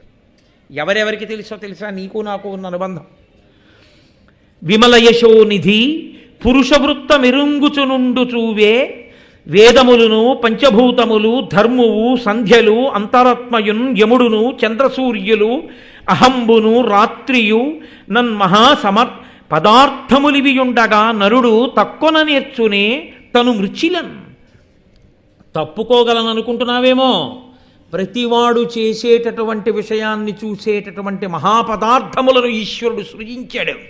అవి ఎప్పుడూ ఎవడెవడు ఏం చేస్తున్నా చూస్తూనే ఉంటాయి. చిత్రంగా చూసి గుప్తంగా ఈశ్వరుడు రాస్తుంటాడు. వీళ్ళందరికీ తెలుసు. వీళ్ళ దగ్గర తప్పుకోగలవా? వీళ్ళకంటే తెలియదు, మాట మారుస్తున్నావు. తెలిసిన్న వాళ్ళు ఉన్నారు, వాళ్ళ ముందు చెప్పగలవా నాకు తెలియదు, నేను నీకు తెలియదని? వాళ్ళు వేదానికి తెలుసు నువ్వేం చెప్పావో నాకు. పంచభూతములకు తెలుసు, ధర్మానికి తెలుసు, సంధ్యలకి తెలుసు, అంతరాత్మకి తెలుసు, యముడికి తెలుసు, చంద్రసూర్యులకి తెలుసు, పగలికి తెలుసు, రాత్రికి తెలుసు. ఇవన్నీ మహాపదార్థములు ఈశ్వరుడి చేత సృజింపబడ్డాయి. అవి ఎప్పుడూ చూస్తూనే ఉంటాయి. వాటికి తెలియదా? పంచభూతములకు తెలియదా? ఏ భూమి మీద నిలబడి మాట్లాడావో ఆ భూమికి తెలియదా? ఏ వాయువుని పీలుస్తూ మాట్లాడావో ఆ వాయువుకి తెలియదా? ఏ సూర్యచంద్రుడు సాక్షిగా మాట్లాడావో వాళ్ళకి తెలియదా? నీ అంతరాత్మకి తెలియదా? కాబట్టి తెలుసు. తెలిసిన వాళ్ళు ఉన్నారు. ఆ ఎరిగినట్ల ఇన్నియు నీ ఇచ్చిన వరము దారుణీవర ఎరుగన్నా ఎందు దొంటి ఎట్టుల చేయుమనుగ్రహము అవజ్ఞ సేయంతగునే. ఈ మహాపదార్థాలకన్నింటికీ కూడా తెలిసిన విషయాన్ని తెలియదు అని నేను బుకాయించడం పాపం మూట కట్టుకోవడమే అనుకున్ననాడు నువ్వు నాకు ఇచ్చిన వరాన్ని జ్ఞాపకం తెచ్చుకొని వీళ్ళెవ్వరూ వినకపోయినా అంతరాత్మ సాక్షిగా నువ్వన్న వరాన్ని నిజం చేసే ప్రయత్నం చేయి.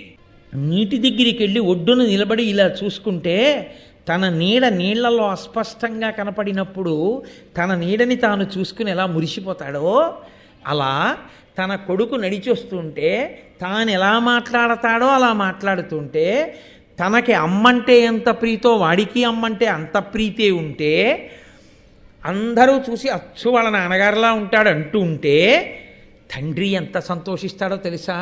నీటిలో తన ప్రతిబింబాన్ని చూసుకుని సంతోషించినట్టు సంతోషిస్తాడు. హృదయస్థానము నుండి కలిగిన తేజస్సు వల్ల పుత్రుడు కలుగుతాడయా. పుత్ అనేటటువంటి నరకాన్ని దాటిస్తాడు కాబట్టి పుత్రుడు అని పిలుస్తుంది. ఆత్మావై పుత్రనామాసి తానే తన కొడుకుగా లోకంలో తన ఎదుట తాను తిరుగుతాడు. అందుకని అంత గొప్ప విషయమయ్యా అది. అటువంటి నీ కొడుకు నా పక్కన ఇలా నిలబడి ఉండగా తెలియనట్టు అలా కూర్చుని మాట్లాడుతున్నావా? ఎంత దోషమయ్యా! నీకు పొంగు రావా నీ కొడుకుని చూసుకుంటే? దేనికి అణచుకుని అలా బతుకుతున్నావు తెలియదని. తప్పు కాదా? ఏమి మామూలుగా మాట్లాడిందా అండి? ఉతికి ఆరేసేసింది శకుంతల. ఏం మామూలుగా మాట్లాడలేదు. ఆయనతో మాట్లాడడం కాదు, ఏది ధర్మమో ఎలా బతకాలో మనకి నేర్పుతోంది ఆవిడ. కాబట్టి ఆవిడంది, నీ పుణ్యతనువు వలన ఈ పుత్రకుడు ఉద్భవిల్లి ఎంతయు నొప్పున్ దీపంబు వలన ఉండొక దీపము ప్రభవించినట్లు తేజంబెసగన్. ఇక్కడ మీరు ఒక పెద్ద ధర్మ సూక్ష్మం పట్టుకోవాలి. ఆవిడికి కోపం రాలేదు దుష్యంతుడికి. నువ్వెవరో నాకు తెలియలేదంటే. ఎందుకు రాలేదు? రావాలి కదా. ఇప్పుడు కూడా ఏమంటుందో తెలుసా అండి ఆవిడ? నీ పుణ్యతనువు వలనను అంది. పరమపావనమైనటువంటి నీ శరీరము నా శరీరంతో కలవడం వల్ల ఇదిగో ఈ కొడుకు పుట్టాడు. ఆవిడ దూషించలేదు. ఒక దీపము, వెలుగుతున్న దీపం పక్కన ప్రమిదలో దీపాన్ని వెలిగించినట్టు నీ ప్రతిరూపమే ఇది, గుర్తుపట్టు అని. విపరీత ప్రతిభాషలేమిటికి నుర్వీనాథ ఈ పుత్ర గాత్ర పరిష్వంగ సుఖంబు సేకొనుట ముక్తాహార కర్పూర సాంద్ర పరాగ ప్రసరంబు చందనము చంద్రజ్యోత్స్నయున్ పుత్రగాత్ర పరిష్వంగమునట్లు జీవులకు హృదయంబే కడున్ శీతమే. మంచి ముత్యాలహారం మెళ్ళో వేసుకున్న పచ్చకర్పూరం ఒంటికి రాసుకుంటే వచ్చేటటువంటి గొప్ప వాసన పీలుస్తున్నా ఒండ్లంతా మంచి గంధం రాసుకున్నా పూర్ణచంద్రబింబాన్ని చూస్తూ ఆ వెన్నెలలో ఆ చల్లతనాన్ని అనుభవిస్తున్నా ఇవి ఏవీ కూడా కడుపున పుట్టిన కొడుకుని కౌగిలించుకున్నప్పుడు వచ్చేటటువంటి తృప్తికి సమానము కావు తండ్రికి. పుత్రగాత్ర పరిష్వంగమే అంత గొప్పది. తన కొడుకుని చూసుకునేటప్పటికీ తండ్రికి అంత సంతోషం వస్తుంది. ఆ కొడుకుని కౌగిలించుకున్నప్పుడు ఎంత కష్టాన్ని మరిచిపోతాడు. అంత బాధ తండ్రి ఎప్పుడైనా పొందవలసి వస్తే ఉపశాంతి ఎక్కడ అంటే ఎంతమంది ఉన్నా ఊరుకుంటాడు. కొడుకుని మాత్రం వెళ్ళి గభాలన కౌగిలించుకొని పసిపిల్లాళ్ళ ఏడిచేస్తాడు. ఆ పుత్రగాత్ర పరిష్వంగమునందు అంత సుఖమున్నదయా, నీ అదృష్టం నీ కన్నుల ముందు నిలబడితే దూరంగా నిగ్రహించు కూర్చున్నావా దేనికి? ఇందుకు నీ కొడుకునైనా కౌగిలించుకోలేకపోతున్నావు నువ్వు. అనగుడు వంశకరుండై పెనుపున ఈ సుతుడు వాజపేయంబులు నూరొనరించునని సరస్వతి వినిచే మునులు వినగ నాకు వినువీధి దశన్. ఈ పిల్లవాడు పుట్టి పెరిగి పెద్దవాడవుతుంటే 100 వాజపేయ యాగములు చేస్తాడు అని గగనవాణి పలికింది. అంత గొప్పవాడు, పనికి మాలిన వాడు ఏం కాడు. అయ్యో వీడిని నా కొడుకంటే బాగుంటుందా అనడానికి అంతటి మహానుభావుడు. నుతజలపూరితంబులగు నూతులు 100 కంటే సూనృత వ్రత ఒక బావి మేలు. మరి బావులు 100 కంటే ఒక్క సత్కృతవది మేలు. తత్క్రతు శతంబున కంటే సుటుండు మేలు. తత్సుత శతకంబు కంటే ఒక సూనృత వాక్యము మేలు చూడగన్. నన్నయ్య గారికి అవకాశం రావాలి కానీ మంచి మాట చెప్పడంలో మాత్రం వెనకాడరు. ఎంత సంతోషమో, వెంటనే ధర్మానికి ఒక సూక్తి రాసేస్తారు ఆయన. అంతటి మహానుభావుడు నన్నయ్య గారు అంటే ఋషి అండి. అంతటి మహానుభావుడు నన్నయ్య గారి పద్యాలు అద్భుతమైన పద్యం. ఆయన అంటారు, నుతజలపూరితంబులగు నూతులు 100 కంటే సూనృత వ్రత ఒక బావి మేలు. ఆవిడ పిలిచినప్పుడు సూనృత వ్రత అని పిలిచింది. గొప్ప వ్రతములు కలవాడా అని పిలిచింది, నింద చేయలేదు. అంటే భర్తని ఏదో అర్థం చేసుకుంది. అది మనం అర్థం చేసుకోలేక దుష్యంతుడి పట్ల కోపంతో ఉన్నాం మనం. శకుంతల ఏ కళ్ళజోడులో చూస్తోందో అంటే ఆవిడ కళ్ళజోడు పెట్టుకుందని కాదు, ఆ దృష్టికోణంలో చూస్తే ఓ ఇందుకు దుష్యంతుణ్ణి నింద చేయలేదు అని అర్థమైపోతుంది. అందుకే భారతం చదవడం, భారతాన్ని పరిశీలించడం పరాకుగా చెయ్యాలి అంటారు. చాలా జాగ్రత్తగా చేయవలసి ఉంటుంది. కాబట్టి నుతజలపూరితంబులగు నూతులు 100 కంటే సూనృత వ్రత ఒక బావి మేలు. ఆ కొడుకు చెయ్యడు అని కొడుకులలో కొడుకుగా ఓ నుయ్యి తవ్విస్తారు డబ్బున్నవారు. ఓ నుయ్యి తవ్వించారనుకోండి, తవ్విస్తే ఏమవుతుంది? ఎవరికో దాహం వేస్తుంది, కసి నీళ్లు తాగుతాడు. ఈ జీవుడు ఎక్కడో ఉంటాడు, కానీ ఒక దాహంతో ఉన్నవాడు నీళ్లు తాగడానికి నుయ్యి తవ్వించినటువంటి నుయ్యి దాహంతో ఉన్నవాడికి నీళ్ళు ఇస్తూనే ఉంటుంది. అలాగా ఆ నీళ్లు తాగినప్పుడల్లా ఈ జీవుడి ఖాతాలో పుణ్యం పడుతుంటుంది. ఎప్పుడో ఓ మహాత్ముడు తాగుతాడు, వీడు ఉద్ధరింపబడిపోతాడు. మళ్ళీ కాదు, ఆ నూతిలో నీళ్లు తీసి బిందెలో పోసుకుని పట్టుకెళ్ళి అయ్యప్ప స్వామికి అభిషేకం చేస్తాడు. వీడికి ఆ పుణ్యం తీసుకెళ్ళి వేస్తాడు. కాబట్టి కొడుకు మరిచిపోతాడేమో, తవ్వించిన నుయ్యి మాత్రం పుణ్యం ఇస్తూనే ఉంటుంది అలా కొడుకుతో సమానంగా.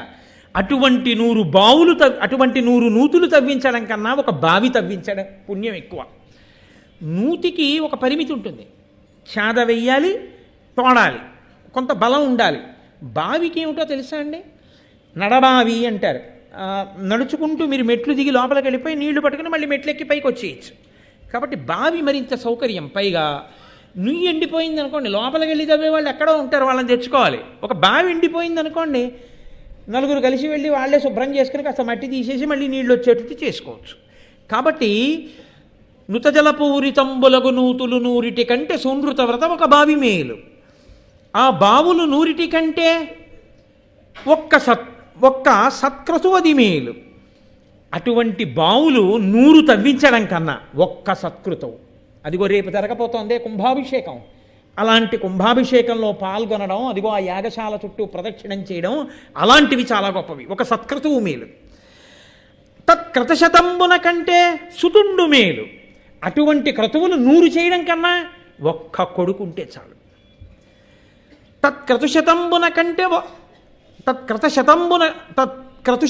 కంటే సుతుండు మేలు. తత్సుతశతంబున కంటే ఒక సూనృత వాక్యము మేలు చూడగన్. అటువంటి కొడుకులు 100 ఉండడం కన్నా ఒక్క సత్యం మాట్లాడడం గొప్పది. రాజా, ఇప్పటికైనా నిజం చెప్పు. ఎంత ధర్మాన్ని ఆవిష్కరించిందండి మహాతల్లి, ఎంత ధైర్యంగా మాట్లాడింది ఆవిడ. వెలయంగా అశ్వమేధంబులు వేయును ఒక్క సత్యమును ఇరుగడలందు ఇడి తూపగా సత్యము వలనన ములుసూపు గౌరవంబు పేర్మిన్. ఒక తక్కెడ తీసుకొచ్చి ఒక త్రాసు, వెలయంగా అశ్వమేధంబులు వేయును, 1000 అశ్వమేధయాగాలు చేస్తే వచ్చేటటువంటి ఫలితాన్ని ఒక తక్కెట్లో పెట్టి, ఒక్క నిజం చెప్పినటువంటి ఫలితాన్ని ఒక తక్కెట్లో పెడితే, ముళ్ళు ఈ రెండిటిలో ఏది గొప్పది అంటే ఒక నిజం వేపుకి ఒరుగుతుందయా రాజా. ఒక నిజం అంత గొప్పది. ఇన్ని యాగాలు చేసి ఏం ఫలితం? ఒక నిజం ఒప్పుకోవడానికి ధైర్యంతో ఒప్పుకో అని సర్వతీర్థాభిగమనంబు సర్వవేద సమధిగమము సత్యంబుతో సరియుకావు ఎరుగు మెల్ల ధర్మంబులకెందు పెద్దయండ్రు సత్యంబు ధర్మజ్ఞులైన మునులు. అన్ని తీర్థాలలో స్నానం చేసిన ఫలితం, అన్ని వేదాలు చదువుకున్న ఫలితం సత్యం చెప్పడం వల్ల వస్తుంది. కాబట్టి సత్యమేవ జయితే, ఆ సత్యమును ఎవడు పట్టుకున్నాడో వాడు జయాన్ని పొందుతాడు. రాజా, కాబట్టి ఇప్పటికైనా సత్యం పలుకు, నిజం ఒప్పుకో. కాదు నేను అధర్మం మాట్లాడుతున్నానంటావా?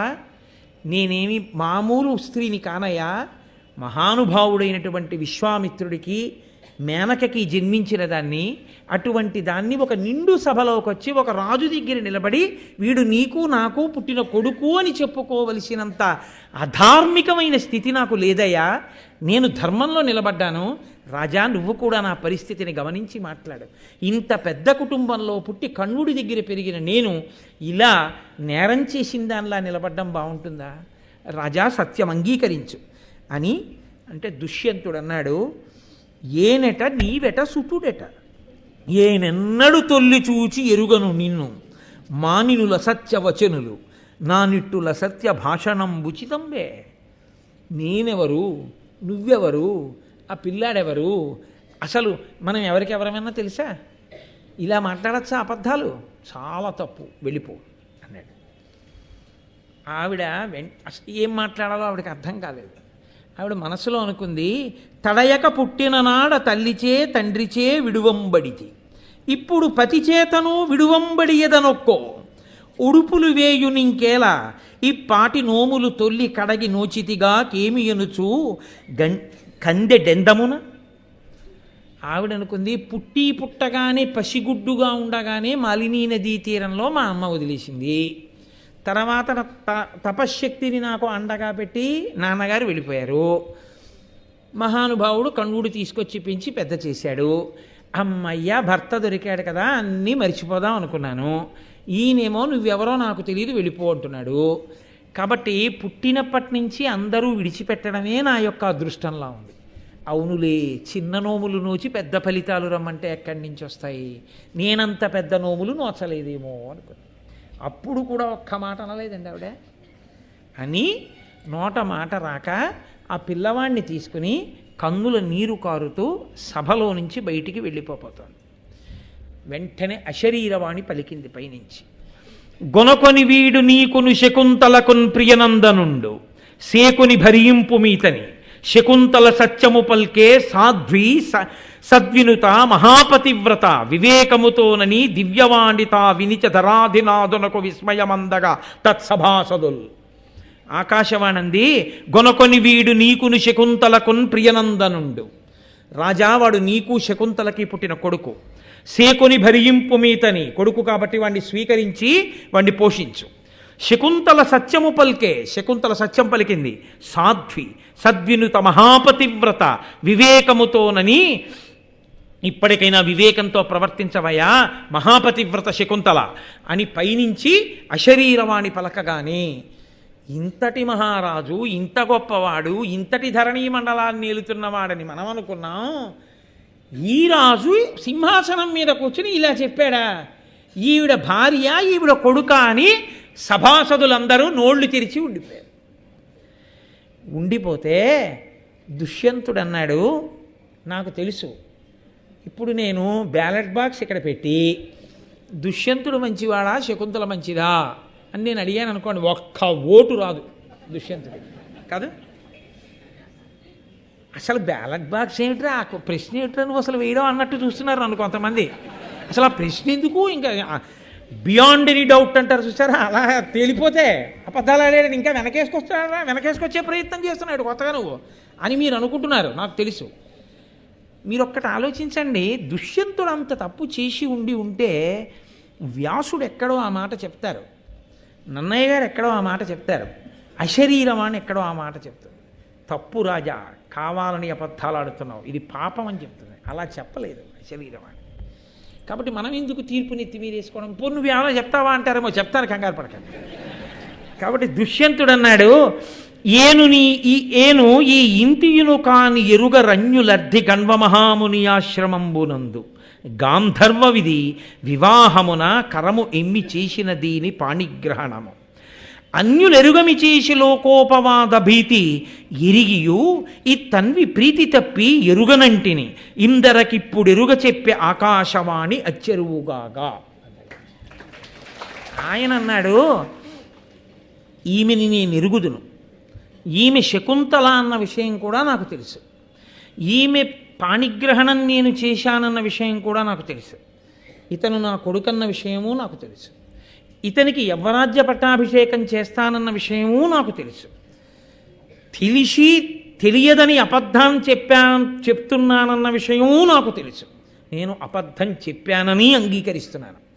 కానీ నేను ఎందుకు చెప్పానో తెలుసా, మా వివాహము జరిగినప్పుడు అన్యులు లేరు, అది రహస్యముగా జరిగింది, అందుకని నేను నిజం అంగీకరించలేకపోయాను. ఇప్పుడు దుష్యంతుడేం తప్పు చేయలేదు, పర్వాలేదు అలా అనేయచ్చు అని మీరు అంగీకరిస్తారా? అంగీకరించరు సరికదా, నేను ఈ వేదిక దిగితే ఒప్పుకోరు, చెప్పారు ఏమిటో అంటారు కదా. కంగారు పడకండి, నేను మీకు ఆ ధర్మం ఏమిటో చెప్పకపోతే నాకు మాత్రం కడుపు తీపి ఎలా తీరుతుంది. మహారాజులకు ఒక నియమం ఉంటుంది, దక్షిణ నాయకుడు అంటారని నేను మీతో మనవి చేశాను, అనేక మంది భార్యలను స్వీకరిస్తుంటారు. కానీ ఆ భార్యలందరూ కూడా ఎవరు, వాళ్ళ కులం ఏమిటి, వాళ్ళ వంశం ఏమిటి, వాళ్ళ మర్యాద ఏమిటి, వాళ్ళకి ఎంతమంది పిల్లలు పుట్టారు, ఈ విషయాల గురించి రాజ్యమునకు కానీ మంత్రులకు కానీ సేనాపతులకు కానీ ప్రజలకు కానీ సంబంధం ఉండదు. ఏ ప్రజలు కూడా పట్టించుకోరు. ఒక్కొక్కరు 365 మంది భార్యలు దశరథ మహారాజు గారికి. మీరు ఇప్పటికీ ఢిల్లీ వెళ్ళి చూస్తే జహంగీర్ పాదుషా కోటలో ఆయన ఎదురుగుండా శయనాగారానికి వెడుతూ నిలబడిన చోట ఎదురుగుండా అర్ధచంద్రాకారంలో ఉంటాయి గదులు, దాని నిండా రాణులు ఉండేవారు. ఆయన వెళ్ళి నిలబడినప్పుడు అందరూ బయటికి వస్తే ఆయనకి ఎవరు నచ్చితే వాళ్ళని ఇలా అనేవాడు అని మనకు అక్కడికి వెళ్ళినప్పుడు చెప్తారు జహంగీర్ కోటలో. కాబట్టి దక్షిణ నాయకత్వంలో ఉండేవారు రాజులు పూర్వం, దాన్ని ప్రజలు పట్టించుకోరు, అది రాజభోగం అని వదిలేస్తారు. ప్రజలకి, మంత్రులకు, సేనాపతులకు, పురోహితులకు అందరికీ రాజు జవాబుదారీ ఒకే ఒక్క విషయంలో, మహారాజ్ఞి స్థానములో కూర్చునేటటువంటి వ్యక్తి ఎవరుంటుందో ఆమె చరిత్ర ప్రజలకు తెలిసి తీరాలి, దాచి ప్రభువు స్వీకరించరాదు. ఎందుకో తెలుసా అండి, ఆవిడికి పుట్టిన కొడుకు ఉత్తరాధికారి, వాడు సరిగా ఉండకపోతే రాజ్యానికి ఇబ్బందులు వస్తాయి, ప్రజలకు ఇబ్బందులు వస్తాయి. అందుకని వారి వంశం ఏమిటో, గోత్రం ఏమిటో, ఎవరి పిల్లో ఏమిటో, ఎక్కడ పుట్టిందో ప్రజలందరికీ తెలిసిన తరువాత మహారాజ్ఞీ స్థానములోకి తీసుకుంటారు. ఆమె రాజుతో పాటు సింహాసనం మీద కూర్చుంటుంది. సింహాసనం మీద కూర్చుని మహారాజ్ఞి అంటే రాజు ఎన్ని అధికారములను కలిగి ఉంటాడో అన్ని అధికారములను కలిగి ఉంటుంది. రాజు ఏ కారణం చేతనైనా యుద్ధంలో మరణిస్తే మహారాజ్ఞి పిల్లవాడిని వెంట పెట్టుకుని అడవులకు వెళ్ళిపోవడం, తరువాతి కాలంలో వాడు బలాన్ని పుంజుకుంటే ప్రజలందరూ ఏం కోరుతుంటారో తెలుసా అండి, మళ్ళీ మా ప్రభువు కుమారుడు ఎక్కడున్నాడో, ఎక్కడ పెరుగుతున్నాడో, వాడు ఎప్పుడు తిరిగి వస్తాడో, ఎప్పుడు సింహాసనం మీద కూర్చుంటాడో అని కోరుకుంటారు ప్రజలు. రాజ్యచ్యుతుడైన రాజు యొక్క కొడుకు మీద, మహారాజ్ఞి కుమారుడి మీద ప్రజలు అంత ప్రేమ పెంచుకుంటారు. అందుకే ఆ వివాహం ప్రజలకి తెలిసి మాత్రమే జరగాలి, ప్రజలకి ఆమె యోగ్యతాయోగ్యతలు తెలిసి తీరాలి. ఆ పుట్టినటువంటి కుమారుడికి యవ్వరాజ్య పట్టాభిషేకం చేస్తున్నప్పుడు ప్రజలు పొంగిపోవాలి వాడి గుణగుణములను తెలుసుకొని. అది జరగలేదు దుష్యంతుడి విషయంలో. తనకొక్కడికి తెలుసు, ప్రజలకి తెలియదు, పురోహితులకు తెలియదు. మంత్రుల్ని కూడా అక్కడే ఉంచి కణ్వుడికి నమస్కరించడానికని ఒక్కడే వెళ్ళాడు. అందుకని మంత్రులకి తెలియదు. ఎవరికీ తెలియకుండా తాను చేసినటువంటి పనికి ఇప్పుడు నేను ఆమెని పిలిపించి తీసుకొచ్చి కూర్చోపెడితే ముందు ప్రజలకి చెప్పవలసిన ధర్మం ప్రభువుకి లేదా అని ఇంతమంది అడిగితే నేను ధర్మం తప్పిపోయిన వాడిని అయిపోతానన్న భయం చేత సింహాసనం మీద కూర్చున్నటువంటి రాజు దుష్యంతుడిగా తన ధర్మం విషయంలో వైక్లభ్యాన్ని పొందలేకపోయాడు. నేను వెంటనే అంగీకరిస్తే నా వరకు వ్యక్తిగా దుష్యంతుడిగా తప్పులేదు, నేను ఆమెను స్వీకరించాను. కానీ మహారాజు దుష్యంతుడుగా నేను దోషం చేసిన వాడిని అవుతాను. ఎవరో ఇప్పుడు నేను రహస్యంగా చేసేసుకున్నాను, పెళ్ళి చెప్పి చేసుకోలేదు. ఈమె ఎవరో, ఎంత ఉత్తమ కులంలో పుట్టిందో, ఎవరి పిల్లో, ఈ పిల్లవాడు నా పిల్లవాడని, వాడు సుక్షత్రియుడని, నా తేజస్సుకే వాడు సంభవించాడని నేను కాకతాళీయంగా సభలో వచ్చి చెప్తే అంగీకరించలేదని, ఇలా ఇంకా రాజు ఎన్ని చేశాడో అని ప్రజలు అనుమానపడకూడదని తెలియాలంటే సాధికారికంగా చెప్పగలిగిన వాడు ఒక్కడు దొరికితే ఈమెను స్వీకరించడానికి నాకు అభ్యంతరం లేదు. వ్యక్తిగా రాజుగా నలిగిపోతున్నాను, వ్యక్తిగా ఆమెని భార్యగా అంగీకరించగలను, రాజుగా అంగీకరించలేకపోతున్నాను. ధర్మం అడ్డొచ్చేస్తోంది. ఈ నలుగుడు మధ్య నలుగుతున్నాను, నన్ను ఎవరాదుకుంటారని కుపితుడవుతున్న రాజు యొక్క బాధని ఆయన ధర్మం యొక్క పట్టును అర్థం చేసుకున్నాడు. ఈశ్వరుడు అశరీరవాణిగా తాను ప్రకటించాడు, స్వీకరించగలిగాడు. అందుకని వ్యాసమహర్షి కానీ నన్నయ్య గారు కానీ దుష్యంతుడి మీద ఇలా వేలు చూపల. రాజు దుష్యంతుడిగా ఏ నలుగుడు పడుతున్నాడో శకుంతల గమనించింది. ఒక్క మాట ఆవిడ అలా. అందుకే స్వీకరించిన తరువాత కూడా శకుంతల ఎన్నడూ బాధపడల. శకుంతలకి లేని బాధ, ప్రజలకి లేని బాధ మనం కోడిగుడ్డుకి వెంట్రుకలు పీకి పొందకూడదు కదా, అది మర్యాద.